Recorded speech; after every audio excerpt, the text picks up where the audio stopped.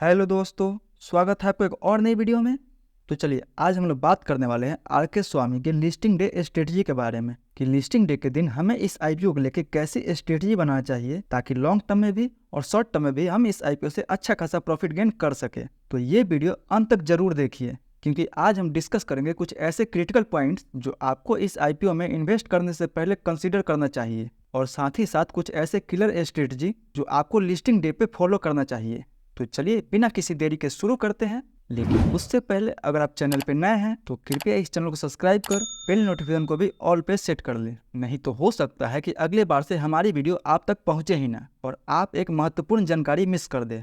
तो चलिए अब वीडियो को स्टार्ट करते हैं और सबसे पहले देखते हैं इसके अलॉटमेंट और इसके लिस्टिंग डेट के बारे में। तो दोस्तों इसका अलॉटमेंट पहले ही केफ इनटेक के वेबसाइट पे आ चुका है। आई होप कि आप सबने अपना अलॉटमेंट चेक कर लिया होगा, लेकिन अगर आप लोग अभी तक अपना अलॉटमेंट चेक नहीं किए हैं तो मैं डिस्क्रिप्शन में लिंक दे दूंगा, आप लोग अपना अलॉटमेंट वहां से जाके चेक कर सकते हैं। और कौन कौन इस आईपीओ में अप्लाई किया था और किसको किसको इसका अलॉटमेंट मिला हुआ है वो हमें कमेंट करके जरूर बताएं। वहीं अब इसके लिस्टिंग डेट के बारे में बात करते हैं तो इसका लिस्टिंग हमें 12 मार्च को देखने को मिल सकता है। तो दोस्तों चलिए अब हम लोग कुछ इसके कोटा और कुछ सब्सक्रिप्शन स्टेटस के बारे में देख लेते हैं ताकि हमें इस आईपीओ के डिमांड के बारे में पता चल सके।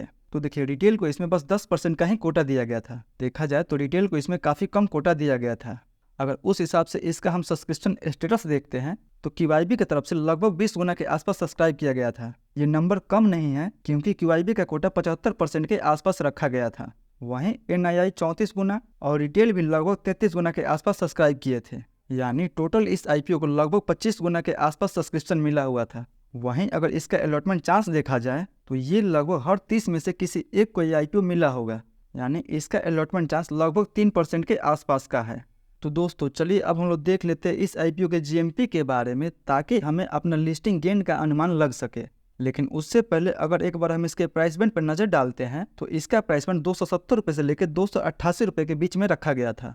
अगर इस हिसाब से इसका ग्रे मार्केट में डिमांड देखा जाए तो वो लगभग 5 से 10% का डिमांड चल रहा है, यानी अगर 10% के हिसाब से भी देखते हैं तो पर शेयर पे हमें 28 रुपये का प्रॉफिट बता रहा है। 50 शेयर का लॉट है, उस हिसाब से लगभग 1400 के आसपास प्रॉफिट मिल सकता है पर लॉट पे, यानी ग्रे मार्केट में तो इस आईपीओ की काफ़ी कम डिमांड है। वहीं अगर 5 से 10% के प्रीमियम पर हम इसका अंदाजन लिस्टिंग प्राइस देखते हैं तो ये हमें 288 या 315 रुपये के बीच में कहीं लिस्ट होते हुए नजर आएगा।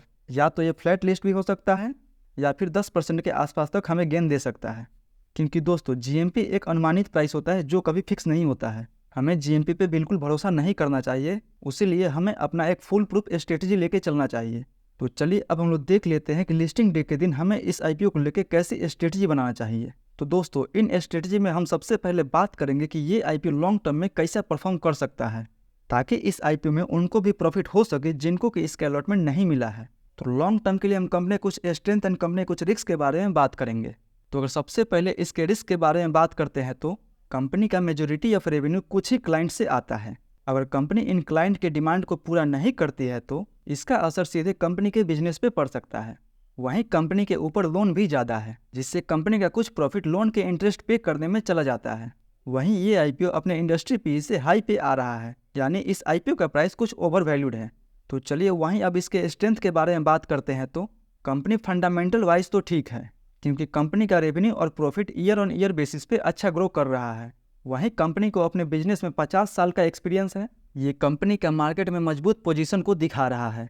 वहीं कंपनी के क्लाइंट लिस्ट में कुछ फेमस ब्रांड शामिल है जैसे doctor Reddy, Havells, Hawkins, Himalaya, Hindustan petroleum, Mahindra, ONGC, royal Enfield, Tata इत्यादि। यानी ये सब बड़े ब्रांड इस कंपनी के क्वालिटी, इफिशियंसी या सर्विस में भरोसा करते हैं। वहीं अगर कंपनी के पीर को एनालाइज करते हुए इसका फ्यूचर देखते हैं तो वर्टोज एडवर्टाइजिंग पिछले एक साल में लगभग 300% का रिटर्न दिया है। वहीं लेटेंट व्यू पिछले एक साल में 40% तक का रिटर्न दिया है और एफएल इंडिया पिछले 5 सालों में लगभग 500% का रिटर्न दिया है। ये सब दिखा रहा है कि ये कंपनी जिस सेक्टर में काम करती है उसमें ग्रोथ पोटेंशियल बहुत ज़्यादा है। आपके पास कोई भी बिजनेस हो, हर बिजनेस के लिए आजकल एड्स और कस्टमर डाटा बहुत इंपॉर्टेंट हो गया है उस बिजनेस को ग्रो करने के लिए। यानी ये कंपनी मार्केटिंग और एडवर्टाइजिंग की दुनिया में कई तरह की सर्विस देती है जो कि एक फॉरएवर डिमांड वाली कंपनी है जो लॉन्ग टर्म में भी अच्छा कर सकती है। तो दोस्तों आर.के. स्वामी के इन स्ट्रेंथ और वीकनेस को ध्यान में रखते हुए आपको अपना लॉन्ग टर्म डिसीजन लेना चाहिए क्योंकि हर इन्वेस्टमेंट के साथ कुछ रिस्क होता है, लेकिन सही प्लानिंग और रिसर्च से इस रिस्क को भी मैनेज किया जा सकता है। तो वहीं अब बात करते हैं उनके लिए जिनको कि इसका अलॉटमेंट मिला हुआ है, वो इसमें क्या करे, वो इसे होल्ड करे या इसे सेल करके निकल जाए।